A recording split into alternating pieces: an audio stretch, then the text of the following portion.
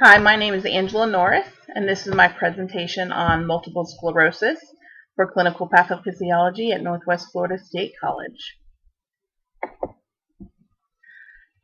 Multiple sclerosis is a chronic, debilitating inflammatory disease of the central nervous system.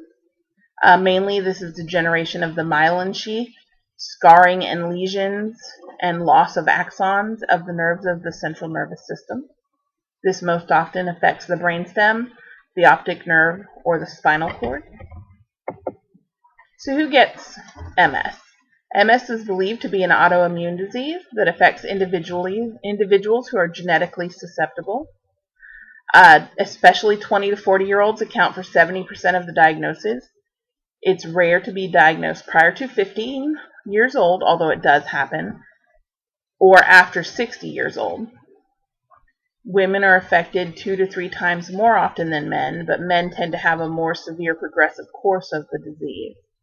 It's more common the further you get from the equator, so the northern states are more common to have MS flare-ups than the warm tropical states or regions of the United States, because it's not just located to the United States, obviously. It's more prevalent in Caucasians than any other ethnicity. Some risk factors that are believed to be attributed to the initial onset of MS are smoking, vitamin D deficiency, and exposure to the Epstein-Barr virus infection.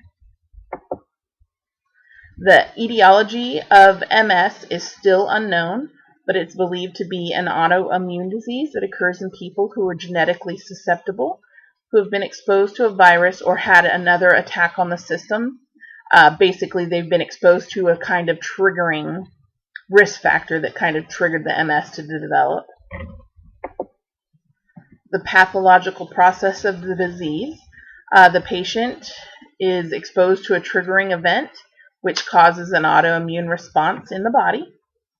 This causes autoreactive T and B cells to cross the blood-brain barrier and recognize myelin and oligodendrocyte autoantigens, which trigger inflammation and loss of myelin-producing cells. This activates brain macrophages, which increase the inflammation in the brain, consume myelin, and lead to lesions and axon degeneration in the central nervous system. Less myelin contributes to disrupted nerve conduction, which leads to the death of neurons and brain atrophy. All of this process occurs before symptoms develop, and the symptoms vary based on the degree of the disease the patient has. So early symptoms of MS. Some initial symptoms include paresthesia and numbness of the limbs, face, or trunk. It includes weakness or extreme fatigue. It can include impaired gait or leg paralysis. It can include muscle stiffness and spasms, intention tremors, vision changes such as double vision, blurred vision, or vision loss. They can have bladder or bowel incontinence. They can have slurred speech and cognitive changes such as memory problems, decreased attention span, difficulty problem solving. So late symptoms of MS, there's not necessarily any late symptoms. They all kind of have the same symptoms. They can occur singly or together, and they can also occur suddenly, just out of nowhere. In the late stages of the disease, the symptoms have worsened as the disease has progressed. So there are different types of MS. There are 4 different types based on the clinical course of the disease. Relapsing remitting MS is the most common type of MS, and it accounts for 85% of patients with the disease. After initial onset of the disease, it is characterized by periods of flare-ups that can occur over days or weeks and improve spontaneously, followed by a period of remission that can last for months to years, where symptoms are either gone completely or improved to a significant degree. Another type is primary progressive MS, which affects 10 to 15% of patients. After initial onset of symptoms, the disease progressively worsens without periods of remission. The third type is secondary progressive MS, which begins as relapsing remitting and then transitions to a course of progressively worsening of symptoms. Most people with relapsing remitting disease develop into secondary progressive disease within 10 to 25 years of diagnosis. And the fourth type of MS is progressive relapsing MS, which affects 5% of patients. It is relatively rare, and this is characterized by after initial onset of symptoms, the disease progressively worsens, but the patient also has distinct periods of flare-ups. Diagnosis of MS. Unfortunately, there's no single test for definitive diagnosis of MS available. Diagnosis is based on signs and symptoms that can't be explained better with another diagnosis. It's based on the patient's history of the symptoms occurring and the physical exam by the physician. The patients also have an MRI. It is the most sensitive test for diagnosis and monitoring of the disease. MRI looks for demyelinated plaques or lesions on the brain, brainstem, optic nerve, and spinal cord.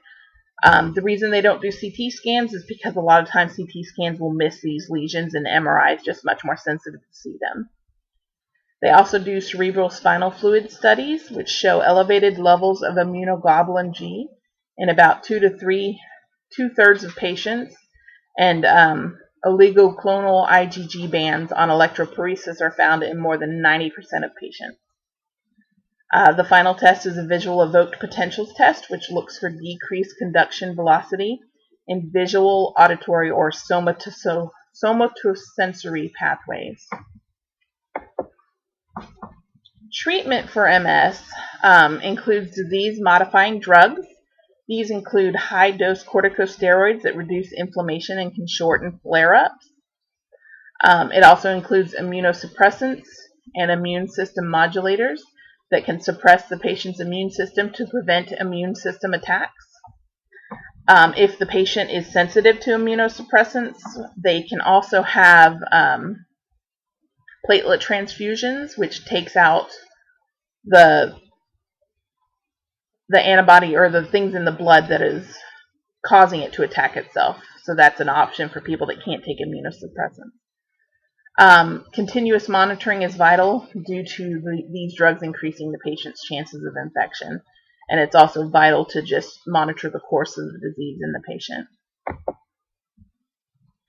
Some more treatment options include lifestyle changes such as exercise, healthy diet, smoking cessation, and avoidance of possible triggers such as overheating, stress, and extreme fatigue. When the patient's exercise is encouraged that they do exercise, it's not going to increase their body heat. So things like water aerobics and things that'll keep them cool while they're exercising, slowly walking on treadmills, stuff like that, that's not necessarily going to increase their body heat. Possible future treatments that are still being tested include vitamin D administration and stem cell therapy.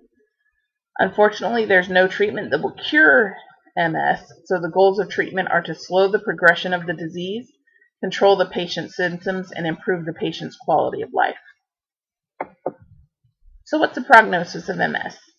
MS, the average duration of the disease is 30 years, but it is individualized based on the severity and progression of the disease for each patient, and also it depends on what age the patient was diagnosed at.